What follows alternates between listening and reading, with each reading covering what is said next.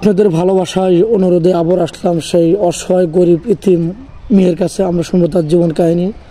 আসসালামু আলাইকুম আপু। ওয়ালাইকুম সালাম। আসসালামু আলাইকুম। ওয়ালাইকুম আসসালাম। আপু কেমন আছো তুমি? আলহামদুলিল্লাহ ভালো আছি। আপনি কেমন আছেন? আল্লাহ তাআলা খুব ভালো রাখছে। তোমার দেশের বাড়ি কোথায়? রংপুর। রংপুর লালমনিরহাট। জি। রংপুর লালমনিরহাটে কি বিখ্যাত? খাবার মতো কোনো কিছু বিখ্যাত আছে?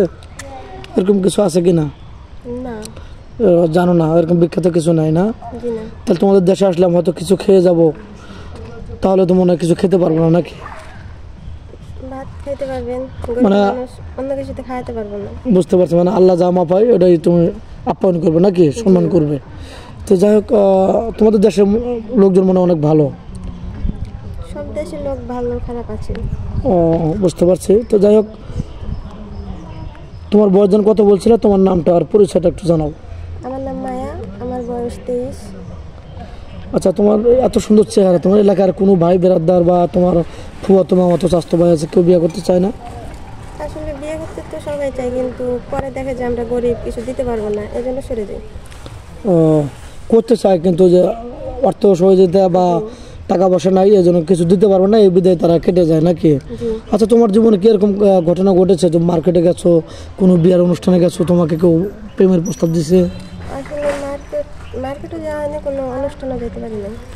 এরকম কখনো হয় না? স্কুল জীবনে কেউ ভালোবাসার প্রস্তাব দেয়নি? জি না। কেউ না? না। তোমার এত চেহারা এত সুন্দর, তাও কেউ ভালোবাসার প্রস্তাব দিল না আজ পর্যন্ত? না তুমি ওর ভিতরে জড়াতে চাও না, কোনটা? আসলে ওগুলোতে জড়াতেও চাই না, আর স্কুল লাইফে কারোর সাথে কথা বলতাম না, চুপচাপ ও, থাকতাম। অনেক সুন্দর কথা। তুমি তো নামাজ কালাম পড়ো না? জি। কোরআন শরীফ পড়া কি শিখছো? জি পড়ছি। ও, যাই হোক, নামাজ কালাম পড়তে হবে। কোনো প্রবাসী দাঁড়িয়ালা ভাই যদি তোমাকে বিয়ে করতে চায়, তুমি কি বিয়ে করতে ইচ্ছুক হবে, রাজি হবে? দাঁড়িয়ালা ভাই অবশ্যই।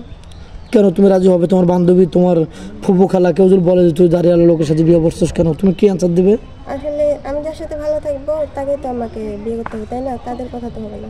ও আচ্ছা, রাইট। তুমি বলবে যে দাঁড়িয়ে হলো নবীর সুন্নত, দাঁড়িয়ে রাখা মানে ওটা সুন্নতের কাজ, ভালো কাজ। সে নামাজ কালাম পরে দাঁড়িয়ে রাখছে, এটা তো পাপের দোষের কোনো কিছু নাই।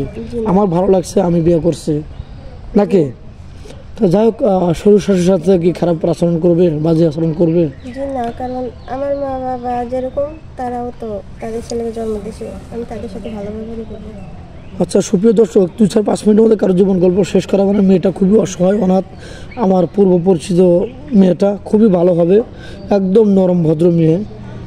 তো মেয়েটার কোনো ফোন নেই, আর খুবই অসহায় মেয়ে, না হলে আমাদের ক্যামেরার সামনে আসতো না। অসহায় বলে আমাদের ক্যামেরার সামনে আসছে। কেউ বাজে চোখে দেখবেন না, বাজে আচরণ করবেন না। আমাদের নাম্বার দেওয়া থাকবে, কেউ ভিডিও কল দেবেন না। অনুরোধ করে বলছে, কেউ ভিডিও কল দেবেন না, অডিও কল দেবেন। ভিডিও কল দিলে ব্লক করতে বাধ্য হবো। তো যাই হোক, তুমি কী খেতে ভালোবাসো? আসলে খেতে তো সব কিছুই ভালোবাসি, কিন্তু তুমি কি রান্না বান্না করতে পারো? জি পারি। আচ্ছা, তোমাকে একটা ধাঁধা ধরি, 1 মিনিটের বলবো। আচ্ছা, বাজার থেকে কোন জিনিস কিনে এনে তরকারিতে দিয়ে আবার ফেলে দেওয়া হয়, যেহেতু রান্না বান্না করো? তেজপাতা। গুড, তোমাকে ধন্যবাদ। 1 সেকেন্ডের মধ্যে তুমি অ্যান্সার দিয়ে দিয়েছো। তাহলে তুমি